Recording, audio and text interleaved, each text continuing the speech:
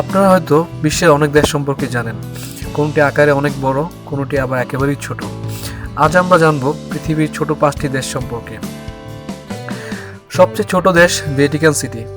Vatican city ইতালির Rome শহরের ভেতর অবস্থিত স্বাধীন রাষ্ট্র। পোপ এখানকার রাষ্ট্রনেতা। এটি রোমান ক্যাথলিক গির্জার বিশ্ব সদর দপ্তর হিসেবে কাজ করে। সম্পূর্ণভাবে রোমের অভ্যন্তরে ভ্যাটিকান সিটি বিশ্বের ক্ষুদ্রতম রাষ্ট্র। এর আয়তন 110 একর। ভ্যাটিকান সিটির ভেতর সবচেয়ে রহস্যের জায়গাটি হলো ভ্যাটিকান সিটি আর্কাইভ অথবা সংগ্রহশালা। এই জায়গাটিকে বলা হয় স্টোর অফ সিক্রেটস অর্থাৎ গোপনীয় সংগ্রহশালা। এই জায়গাটিতে সাধারণত ভ্যাটিকান সিটির নাগরিকরাও ঢোকার অনুমতি পান না, তবে কিছু সংখ্যক পণ্ডিত শুধু ঢুকতে পারেন, তাও মহামান্য পোপের অনুমতিক্রমে। অত্যন্ত সুরক্ষিত এই জায়গাটি পবিত্রতার দিক থেকেও আলাদা গুরুত্ব দেওয়া হয়। এখানে প্রায় 84,000 বই আছে বলে ধারণা করা হয়। খ্রিস্টান মিশনারি, অনেক ধর্ম মতবাদের অনেক গোপন ডকুমেন্ট এখানে সংরক্ষিত আছে, কিন্তু সাধারণ মানুষের এই গ্রন্থাগারে প্রবেশের অধিকার নেই।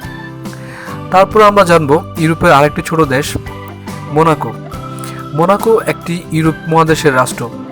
এটি আয়তনের দিক থেকে পৃথিবীর দ্বিতীয় ক্ষুদ্রতম এবং পৃথিবীর সবচেয়ে জনঘনবহুল রাষ্ট্র। কেবল ভ্যাটিকান সিটির আয়তনের পরেই মোনাকোর স্থান। এটি ফ্রান্সের দক্ষিণ পূর্বে ভূমধ্য সাগরের তীরে অবস্থিত। ফরাসি ভাষা বহুল ব্যবহৃত এই দেশটিতে। দেশের প্রধান প্রিন্স আলবার্ট। ছোট হলেও স্বপ্নের মতো এই দেশটিতে আসেন প্রচুর পর্যটক। আর দেশটির প্রধান আকর্ষণ ক্যাসিনো। দেশটির কোনো রাজধানী নেই, তবে রাজধানী হিসেবে ধরা হয় মন্টি কার্লোকে। দেশটির আয়তন 1.96 বর্গ কিলোমিটার অথবা 0.8 বর্গ মাইল। 2011 সালের পরিসংখ্যান অনুযায়ী মোনাকো জনসংখ্যা ছিল 36,371 জন। তারপরে আমরা জানব আরেকটি ছোট দেশ নাইরু। নাইরুর স্থান 3 নম্বরে, যার আয়তন 8 বর্গ মাইল বা 21 বর্গ কিলোমিটার।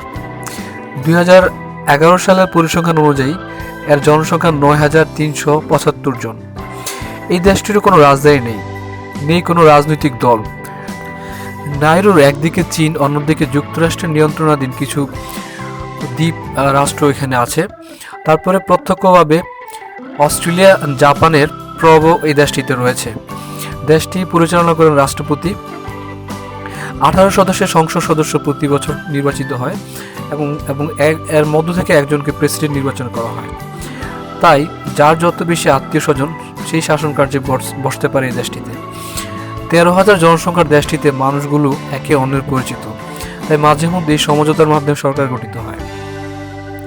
তারপরে আমরা যে দেশটি সম্পর্কে জানবো সেটির নাম টুভালু। মাত্র 26 বর্গ কিলোমিটারের ছোট্ট দেশ টুভালু। 10,000 লোকের বসবাস এই ছোট্ট দেশটিতে। তবে বৈশ্বিক উষ্ণতা বৃদ্ধির ফলে সমুদ্রের উচ্চতা যেভাবে বাড়ছে তাতে অচিরেই টুভালু অতল সাগরের নিচে হারিয়ে যেতে পারে। পানির উচ্চতা আর মাত্র 4 মিটার বাড়লেই দেশটির অস্তিত্ব বিলীন হয়ে যাবে। তারপর আমরা জানবো সান মেরিনো। এই দেশটির আয়তন 24 বর্গ কিলোমিটার। 2012 সালের পরিসংখ্যান অনুযায়ী দেশটির জনসংখ্যা 32,305 জন। এটি পৃথিবীর সবচেয়ে পুরাতন প্রজাতন্ত্র। 301 খ্রিস্টাব্দে মারিনো নামের এক ব্যক্তি তার সঙ্গে থাকা কিছু লোক নিয়ে এই স্থানটি খুঁজে পান। তারপর থেকে এই দেশটির নাম সান মারিনো। এটি ছিল আমাদের 5 নম্বর ছোট দেশ।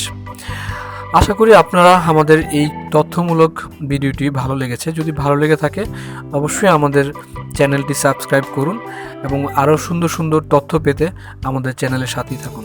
ধন্যবাদ।